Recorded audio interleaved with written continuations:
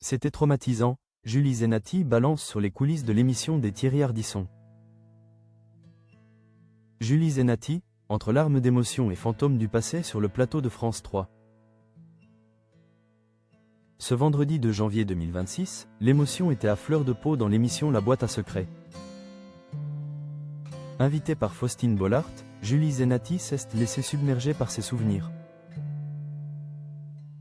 Mais derrière les larmes d'aujourd'hui se cachent les blessures et les apprentissages d'hier. Notamment ceux d'une jeune fille de 19 ans propulsée dans l'arène télévisuelle des années 2000. Une nostalgie vibrante chez Faustine Bollaert. L'année 2026 ne pouvait pas mieux commencer pour les amoureux de la chanson française.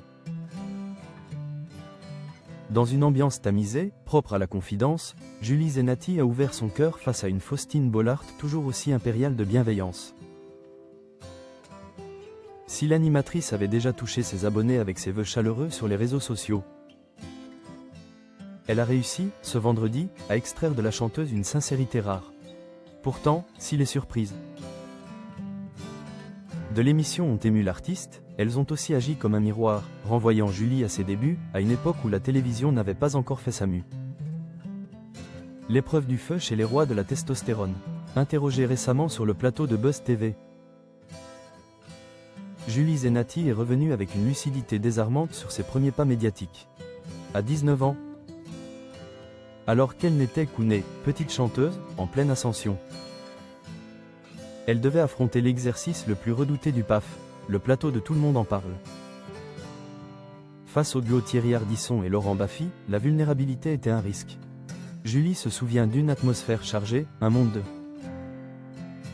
testostérone, où le sexisme, souvent déguisé en humour, était la règle du jeu. C'était toujours une situation compliquée, confie-t-elle, évoquant des tournages interminables où l'imprévu pouvait devenir un piège pour une jeune femme non avertie. Cette introspection résonne avec force depuis les excuses publiques de Laurent Baffy dans l'émission Quelle époque. L'ancien complice d'Ardisson, qui avait ému le public par sa déclaration poignante lors du décès de l'animateur en noir, a eu le courage de regarder le passé en face. Il a admis que certains échanges étaient le reflet d'une époque où l'on était plus sexiste, machiste et con. Des mots que Julie Zenati a accueillis avec une forme de sérénité. Car si le système était brutal, elle a su en sortir indemne. Pourquoi Julie a-t-elle survécu là où d'autres ont sombré? La réponse réside sans doute dans son tempérament. L'interprète de Si je m'en sors n'a jamais laissé l'industrie dicter son image. Je n'ai jamais été une chanteuse sexualisée, je pense que ça a beaucoup joué, analyse-t-elle aujourd'hui. Loin de l'image de la poupée marketing, Julie Zenati a opposé au sexisme ambiant un second degré salvateur. Elle garde d'ailleurs de Laurent Baffy le souvenir d'un homme bienveillant et protecteur, une figure paternelle dans le chaos des projecteurs. Même avec Thierry Ardisson, le courant était passé, respectant la barrière invisible qu'elle avait su dresser entre son talent et son intimité.